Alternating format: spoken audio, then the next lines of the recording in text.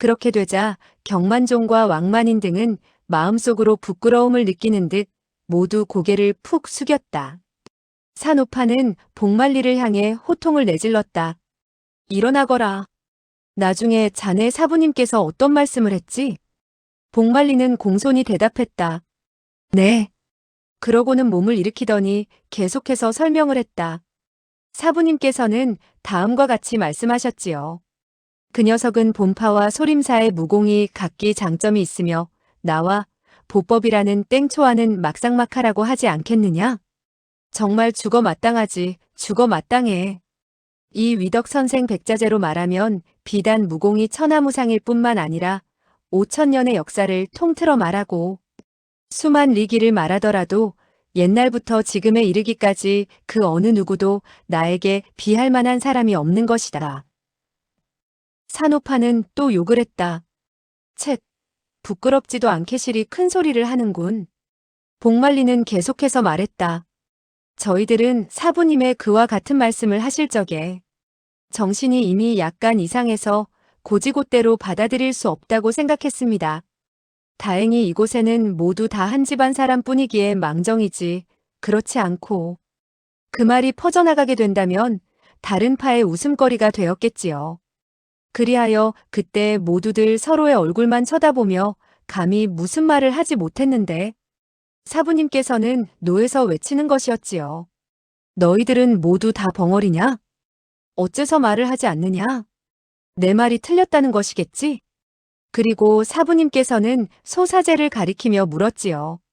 만홍아, 너는 이 사부의 말씀이 옳다고 생각하느냐? 그르다고 생각하느냐?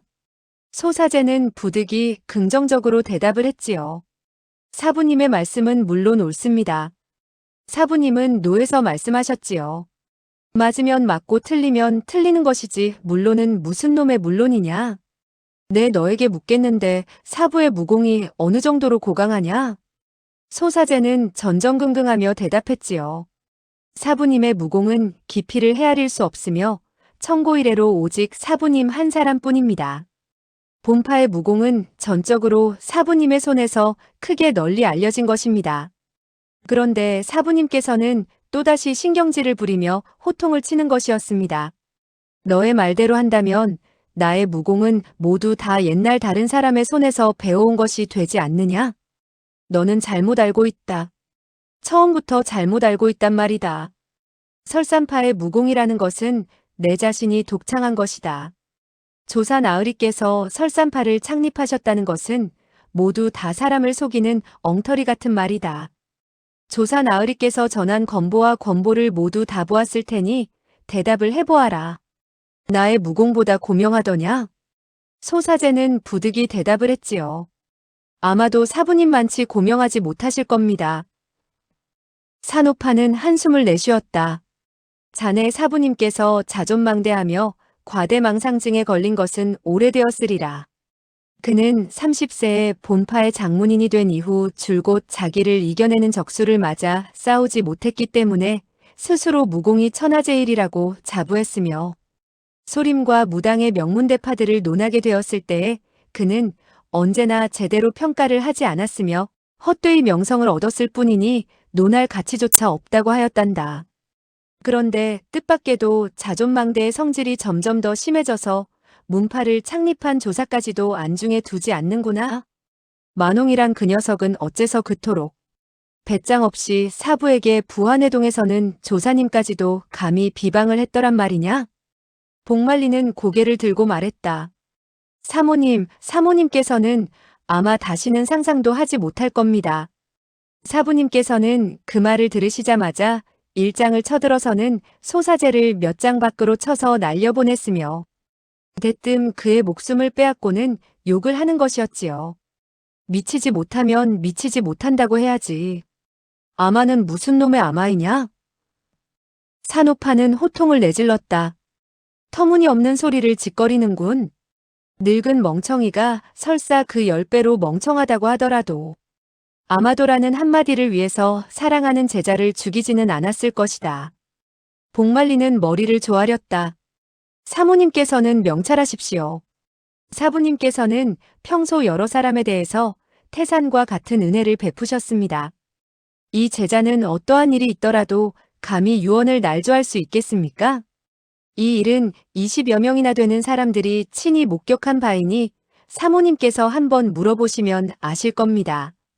산오파는 눈을 들어 나머지 능소성에 남아있던 장문 제자들의 얼굴을 쏘아보았다. 그러자 그 사람들은 일제히 대답을 했다. 그 당시의 상황은 확실히 그랬으며 봉사형의 말씀에는 거짓이 없습니다. 산오파는 연신 고개를 가로저으며 한숨을 내쉬었다. 그와 같은 일을 어떻게 사람으로 하여금 믿을 수 있게 할 수 있더란 말이냐? 그것이야말로 미친 짓이 아니겠느냐? 복말리는 그 말을 받았다. 사부님께서는 정말 병이 들어 정신이 맑지 못했습니다. 산오파는 한숨 섞인 어조로 말했다. 그렇다면 자네들이 의원을 모시고 와서 그의 병을 치료해 주어야 할 것이 아니겠느냐? 복말리는 그 말에 다시 고개를 숙였다. 제자들도 그 당시 그와 같은 생각을 했지만 감히 함부로 일을 처리할 수가 없어서 몇 분의 사숙과 상의를 하여서는 성 안에서 가장 고명한 남의원과 대의원 두 분을 모셔와 사부님의 맥을 짚도록 했지요. 그런데 사부님께서는 그분들을 보자마자 왜 왔느냐고 묻는 것이었지요. 두 분 의원께서는 감히 사실대로 토로하지 못하고 사부님께서 음식을 약간 거르는 경향이 있다는 말을 듣고 자기네들이 이 성 안에서 오랫동안 사부님의 돌보심을 받아왔기 때문에 첫째로 사의를 표하고 둘째로 걱정이 되어서 특별히 살펴보러 왔다고 말씀을 하더군요. 사부님께서는 즉시 자기에게 병이 없다면서 되레 그들에게 물었습니다.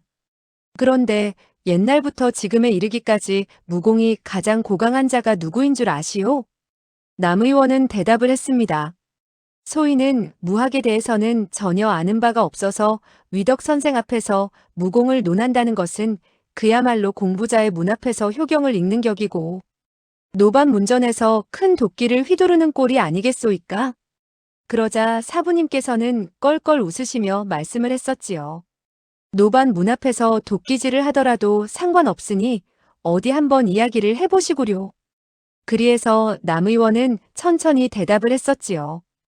옛날부터 소림사가 무림에서 태산북두와 같은 존재이며 달마조사께서는 갈대 하나로 강을 건너오셔서는 소림 일파를 창립했다고 들었으니 아마도 고왕금내로 무공이 가장 고강한 사람이 아닌가 하옵니다. 산오파는 고개를 끄덕였다. 남의원의 말씀이 매우 적절하구나. 복말리는 다소곳이 말했다. 그러나 사부님께서는 그 말씀을 들으시자 크게 불쾌하게 생각하시며 노해 부르짖었습니다. 달마는 서역의 천축 사람으로서 바로 오랑캐의 부류에 속하는 사람인데 당신이 한 명의 오랑캐 사람을 그토록 무겁게 이야기한다는 것은 그야말로 우리의 당당한 중화의 미풍을 꺾는 것이 아니오? 남의원은 무척 황송해하며 순순히 대답했지요. 네. 소인이 잘못했습니다. 그러자 사부님께서는 다시 대의원에게 질문을 던지며 말해보라고 하셨지요. 대의원께서는 남의원이 핀잔을 들은 사실을 본 이상 어찌 감히 소림사를 들먹일 수 있겠습니까? 그리하여 그분은 다음과 같이 말씀을 하셨지요. 소문에 들으니까 무당파를 세우신 조사 장산풍이라는 분의 무술이 신의 경지에까지 이르렀으며 창안한 내각권장은 더욱 소림사보다 위라고 하더군요. 소인의 견해로 볼 때에는 달마조사는 오랑캐의 사람이니 논할 가치가 없고 장산풍이라는 조사야말로 청고 이래 무림에서 첫손으로 꼽아야 할 사람이 아닌가 합니다. 산오파는 자기의 의견을 말했다. 소림과 무당 이 두 대 문파는 무공에 있어 각기 장점이 있으니 무당이 소림을 능가한다고 말할 수가 없지. 그러나 장산풍 조사는 수백 년 동안 무림에서 청고 이래로 크게 이름을 떨치신 대종사이신 것은 절대 의문의 여지가 없는 일일세. 복말리는 산오파의 말에는 대답하지 않고 다시 자기 사부의 이야기를 했다. 사부님께서는 본래 의자에 앉아 계셨는데 그 말을 들으시더니 벌떡 몸을 일으켜서는 다음과 같이 말하는 것이었습니다. 당신은 장산풍이 창안한 내각권장이 대단하다는 것이요? 내가 볼 적에는 형편없는 것으로 보오. 그의 무당 장권을 두고 따질 때 이 1초에는 허실을 아울러 가지고 있는데 내가 이렇게 막아서 이렇게 반격을 하게 된다면 즉시 깨뜨리게 되는 것이요. 그리고 태극권의 야마분종에 대해서 내가 이렇게 갈고리처럼 구부리면서 그곳으로 한 발길질을 가하면 즉시 그 자를 땅바닥에 쓰러뜨릴 수가 있어. 그리고 그의 무당파 태극검이 또 어찌 우리 설산파 검법의 적수가 될 수 있느냐 말이오? 사부님께서는 한편으로 말씀을 하시면서 한편으로 손짓을 하셨는데 장풍이 휙휙하게 되었지요. 그렇게 되자 2명의 의원들께서는 그만 놀라 얼굴에 핏기가 가시게 되었지요. 우리 무제자들은 문 밖에서 그 광경을 보고 감히 안으로 들어가 말리지를 못했는데 사부님께서는 잇따라 수십 초를 펼쳐 보이더니 묻는 것이었어요. 나의 이와 같은 무공이 땡초인 달마나 우비자인 장산풍에 비해서 어떻다고 생각하시오? 남 의원은 그저 망설이며 그건 하고 다음 말을 잇지 못했는데 대의원이 나서서 대답을 하더군요. 우리 2사람은 그저 병이나 고칠 줄 알았지 무공을 모릅니다. 위덕 선생께서 그렇게 말씀을 하시니 어쩐지 노 선생의 무공이 달마와 장산풍보다 더욱더 무서울 것 같군요. 산호파는 노에서 한마디를 툭 내뱉었다. 수치를 모르는군. 그 한마디는 대의원을 말하는 것인지 아니면 백자재를 욕하는 것인지 알 수가 없었다. 복말리는 계속해서 말을 이어갔다. 사부님께서는 그 즉시 노에서는 꾸짖었지요. 내가 수십 초를 펼쳐 보였는데도 당신은 여전히 내 말을 믿으려 하지 않고 어쩌면이라는 말을 쓰다니. 이건 너무나 사람을 업수히 여기는군. 그러고는 손을 들어서는 대뜸 2명의 의원을 그 방 안에서 격살하고 말았습니다. 산오파는 그와 같은 이야기를 듣자 그만 온몸이 차갑게 식는 듯한 느낌을 받게 되었다. 그리고 설산파의 문화제자들이 하나같이 못마땅한 표정을 띠고 있을 뿐만 아니라 그의 아들인 백만검은 더욱더 수치와 부끄러움으로 고개를 푹 숙이는 것을 보고서는 속으로 생각했다. 본파의 문규 제3조에는 무공을 모르는 사람에게 상해를 입히지 못하도록 되어 있고 제4조에는 무고한 사람에게 상해를 입히지 못하도록 되어 있다. 늙은 멍청이가 본문의 제자들을 마구 죽이는 것만 하더라도 이미 무사람들에 대해서 크게 불만을 쌓게 되었는데 다시 2명의 의원을 죽인 것은 더욱더 문규를 크게 위반한 것이니 어떻게 다시 본파의 장문인이 될 수가 있겠는가? 이때 복말리의 이야기는 계속되고 있었다.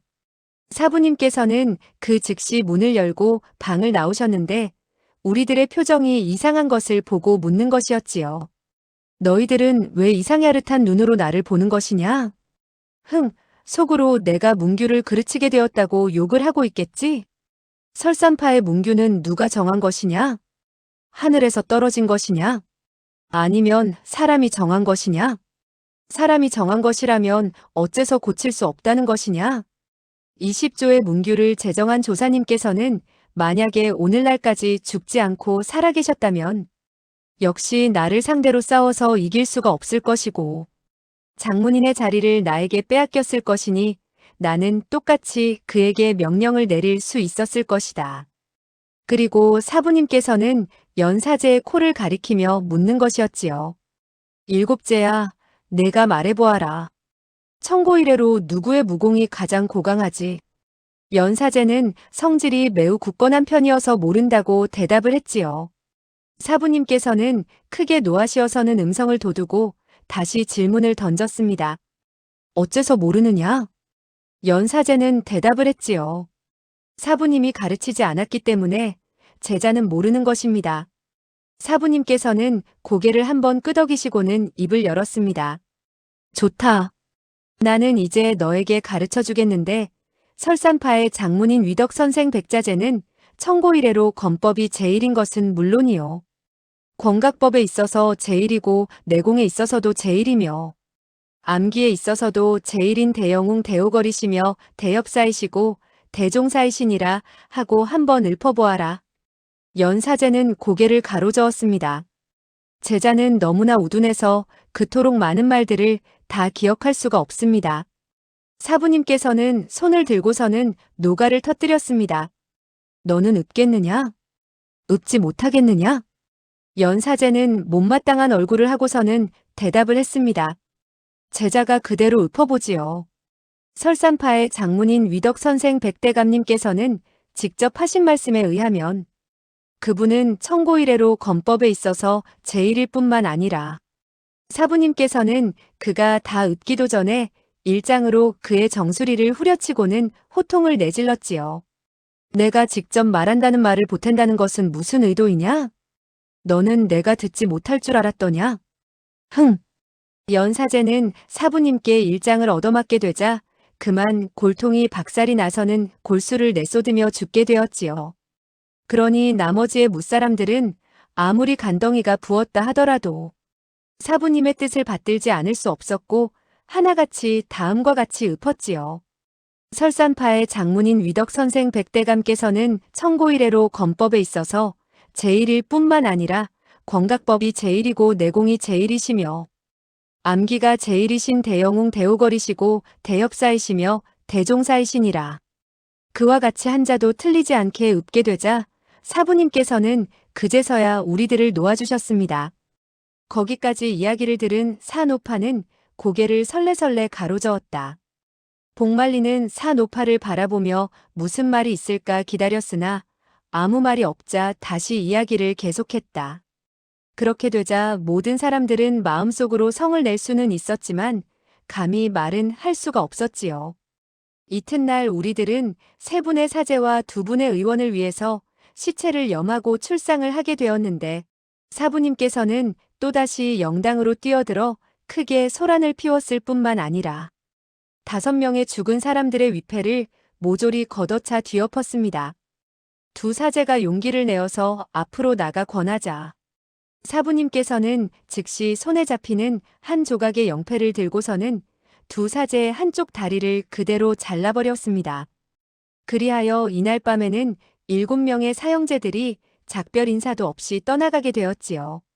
모두들 설산파가 이제는 눈 녹듯이 와해되는 처지에 놓이게 되자 하나같이 자기 자신들이 위태로워진 것을 느끼게 되었고 사부님의 손바닥이 언제라도 자기네 정수리를 후려칠지 모른다는 생각에 사로잡히게 되었지요. 그리하여 부득이 상의를 한 결과 몰래 사부님의 음식에다가 미혼약을 타서는 그 어르신이 정신을 잃고 쓰러지도록 만든 이후에 손과 발에 수갑과 쇠고랑을 채우기로 결정을 보았지요. 저희들이 이와 같이 하극상의 난리를 일으킨 것은 원래 죄가 지극히 큰 바이니 이후 어떻게 처리를 하시든 사모님께서 알아서 벌을 내려주십시오. 그와 같이 말을 끝낸 이후 복말리는 사노파에게 허리를 구부려 절을 하고는 사람들 틈으로 물러섰다. 사노파는 그만 한참 동안 멍하니 넋을 잃고 있었다. 그녀는 남편이 일세를 풍류하는 영웅이었는데 늙어서 이토록 멍청하게 실이 혼용해진 것을 보고 그만 눈시울을 붉히더니 왈칵 눈물을 흘릴 듯한 모습을 하며 떨리는 음성으로 물었다. 말리의 이야기 속에 너무나 과장되거나 사실과 어긋나는 점이 없는지 생각들 해보게. 그와 같이 한마디 던지고 난 이후에 끝내 참을 수 없다는 듯 눈물을 주르르 흘렸다. 무사람들은 더 말하지 않았다. 한참 후에 성자학이 겨우 입을 열었다. 형수님, 사실이 확실히 그러했습니다. 우리가 다시 재차 형수님을 속이게 된다면 그야말로 죄에다 죄를 더하는 것이 아니겠소이까? 사노파는 날카로운 어조로 따졌다. 설령 당신네들 장문 사형의 정신이 혼미해져서 무고한 사람을 마구잡이로 죽이기 때문에 당신네들이 손을 합쳐서 그를 꼼짝 못하게 했으면 되는 것을 어찌하여 만검 등 중원에서 돌아온 사람에게까지 암산을 하고 해를 입히려고 했소? 어째서 장문 제자들을 모조리 제거하고 없애서는 풀을 뽑되 뿌리째 뽑으려는 독수를 뻗쳤느냔 말이오? 제자면은 그 말에 나서서 입을 열었다. 소재는 결코 장문 사형과 장문 제자들에게 해를 입히는 것을 찬성하지 않았소이다. 이 일로 인해서 요 사제와 격렬하게 말다툼까지 했으며 또한 죽고 죽이는 싸움까지 벌이게 되었는데 그 광경은 형수씨께서도 틀림없이 듣고 보았으리라 생각되오이다. 산오파는 얼굴을 든 채 넋을 잃고 있었으며 눈물이 끊임없이 그녀의 뺨을 타고 흘러내렸다. 이윽고 그녀는 길게 한숨을 내쉬더니 입을 열었다. 이것은 그야말로 아예 내친 김에 어떻게 한다는 말이 있듯이 사태가 그 지경에 이른 이상 여러 사람들을 탓할 수도 없겠지.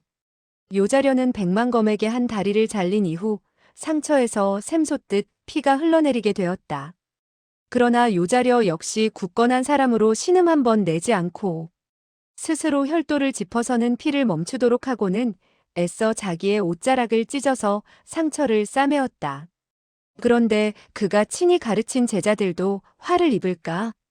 두려워서 감히 다가와 그를 도와주려고 하는 사람이 하나도 없었다. 산오파는 처음 요자려가 백자재 및 장문 제자들을 죽여 없애자고 주장하고 나서게 되었을 때에 요자려에 대해서 무척 통한스럽게 여겼었는데 복만리로부터 사정 이야기를 듣고 난 이후에야 화근은 자기의 남편으로부터 발단되었다는 사실을 알게 되었다. 따라서 그녀는 그만 마음이 약해져서 사지의 묻제자들에게 호통을 내질렀다. 너희 이 짐승 같은 녀석들은 사부님이 중상을 입고 있는 것을 보고도 나 몰라라. 구경만 하고 있어서야 사람의 도리를 했다고 할 수 있겠느냐? 사지의 묻제자들은 그제서야 서둘러 달려와서는 요자려에 잘린 다리를 다투어 싸매주었다. 그리고 나머지의 사람들도 가까스로 안도의 한숨을 내쉴 수가 있었다. 그녀가 요자려마저도 용서를 한다면 우리들의 죄는 더욱더 가벼우니 큰 벌은 받지 않게 되었구나. 그 즉시 사람이 나서서 열쇠로 경만종, 왕만인, 화만자 등의 수갑과 쇠고랑을 풀어주었다. 산오파는 그와 같은 광경을 지켜보면서 천천히 입을 열었다. 장문인이 일시 제정신을 차리지 못하고 올바르지 못한 행동을 했으면 자네들이 방법을 강구해서 가내야 옳거늘 이와 같이 하극상의 엄청난 일을 저지른다는 것은 궁극적으로 역시 문규를 크게 어기는 일이 되지 않을 수가 없네. 이번 일을 어떻게 해결지어야 할 것인지 나로서도 좋은 방법이 떠오르지 않는군. 우리들은 첫 단계로 먼저 장문인을 풀어주어서는 장문인과 상의를 할 수밖에는 없다고 생각이 드는군. 무사람들은 그와 같은 이야기를 듣자 모두 안색이 크게 변해서는 하나같이 생각했다. 그와 같은 흉신학사를 뇌옥에서 풀어준다면 모두들 어떻게 목숨을 부지할 수 있겠는가? 그리하여 무사람들은 서로 쳐다보며 그 누구도 감히 입을 열지 못했다.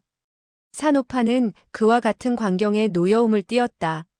아니 자네들은 그를 한평생 가두어 둘 참인가? 자네들이 저지른 나쁜 짓으로 아직도 부족하다고 생각하는가? 성자학은 입을 열었다. 형수님, 지금 설산파의 장문인은 바로 형수씨이니 백사형을 필요로 하지 않소이다. 백사형은 물론 풀어주어야겠지만 어찌됐든 간에 먼저 방법을 강구해서 그의 병을 치료해 주어야 할 것이 왜다.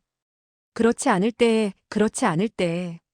산오파는 매섭게 다그쳤다. 그렇지 않을 때 어떻다는 것이오? 성자학은 천천히 입을 열었다. 소재는 다시 백사형의 얼굴을 대할 면목이 없으니 이만 작별을 고할까 합니다. 그러고서는 깊이 읍을했다. 제자명과 양자진 역시도 입을 열었다. 형수씨께서 마냥 너그러운 아량으로 모든 사람을 용서해 주겠다면 우리들은 이대로 산을 내려가겠으며 한평생 다시는 능소성 안으로 한 걸음도 들여놓지 않겠소이다. 산오파는 속으로 생각해 보았다. 이 사람들은 늙은 멍청이가 나와서는 그들에게 복수를 할까봐 두려워하고 있는데 이것 또한 인지상정이라 하지 않을 수가 없다. 만약 모든 사람들이 우르르하니 흩어져 버리게 된다면 능소성에는 그저 한 채의 빈성만 남게 될 것이니 무슨 설산파를 이룩할 수 있겠는가. 그리하여 그녀는 천천히 입을 열었다. 좋소. 그러나 급히 서두를 것은 없소이다. 내가 먼저 그를 만나보고 적절한 방법이 없을 때는 결코 가볍게 그를 풀어주지 않도록 하겠소. 성자학과 제자면 그리고 양자진은 서로 시선을 교환하며 하나같이 생각했다. 당신은 부부의 정이 깊으니 자연히 그를 감싸고 들겠지. 다행히 두 다리는 우리의 몸에 매달려 있으니 당신이 정말로 그 늙은 미치광이를 풀어준다면 뭐 설마 하니 우리들은 도망을 치지 못할까? 산호파는 아들과 손녀를 불렀다. 거마 그리고 수아. 그러고 난 후 그녀는 석파천을 향해 입을 열었다. 억도 너희들 세 사람은 나를 따라오도록 해라. 그리고 그녀는 다시 성자학 등 세 사람에게 말했다. 세 분 사제는 안내를 하구려. 그래야만 서곡 밖에서 내가 그와 한 이야기를 듣고 모두들 안심을 할 수 있을 것이 아니겠소? 어쩌면 나는 그와 어떤 음모를 꾸며놓고서 당신네들을 일망타진할지도 모르는 일이 아니겠소? 성자학은 고개를 가로저었다. 소제가 어찌 그토록 의심을 하겠소이까? 말은 그렇게 했지만 역시 죽고 사는 문제는 큰 것이라 제자면 및 양자진과 더불어 따라왔다. 요자련은 자기네 사지의 제자 중 눈치 빠르고 영악한 제자에게 눈짓을 해보였다. 그 사람은 그 뜻을 알아차리고 사람들의 뒤를 따랐다. 일행이 복도를 가로질러 한참 동안 나갔을 때 석파천이 먼저 감금되었던 서곡에 이르게 되었다. 성자학은 그 늙은이를 감금한 곳 앞으로 다가서더니 입을 열었다. 바로 이곳이외다. 모든 것은 장모님께서 돌봐주시기 바랍니다. 석파천은 대청에서 여러 사람이 하는 말을 듣고 서곡에 갇혀있는 늙은이가 바로 백자재인가 보다 하고 생각했는데 아니나 다를까 그의 생각이 들어맞은 셈이었다. 성자학은 몸에서 열쇠를 꺼내더니 서곡의 문을 열려고 했다.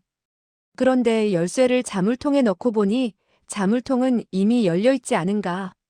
그는 그만 자기도 모르게 와 하는 소리를 내었고 놀라서 얼굴의 핏기가 싹 가셔지고 말았다. 자물통이 이미 열렸다면 늙은 미치광이가 이미 나온 것이 아닌가. 그는 두 손을 벌벌 떨면서 감히 성문을 열지 못했다. 산오파가 힘주어 밀어젖히자 성문이 그대로 열렸다. 성자학과 제자면 그리고 양자진 세 사람은 약속이나 한 듯이 뒤로 몇 걸음 물러섰다. 그러나 석실에는 아무것도 없었다. 성자학은 큰 소리로 자기도 모르게 부르짖었다. 야단났어. 야단났군. 그가 도망을 쳤군. 그 말을 해놓고서는 즉시 자물통이 열려있는 이 서곡은 바깥 서곡이라는 것을 떠올렸다. 그러니까 다시 하나의 문을 열어야만이 백자재가 갇혀있는 서곡이 되는 셈이었다. 그리하여 그는 오른손을 부르르 떨면서 한 꾸러미의 열쇠를 철커덕거리고 있었을 뿐 감히 두 번째의 성문을 열 엄두를 내지 못하고 있었다. 석파천은 본래 그에게 이쪽의 문도 이미 자물통을 내가 열어놓았다라는 말을 하려고 했으나 자기가 말을 조심해야 한다고 생각했기 때문에 일시 아무 말 하지 않기로 했다.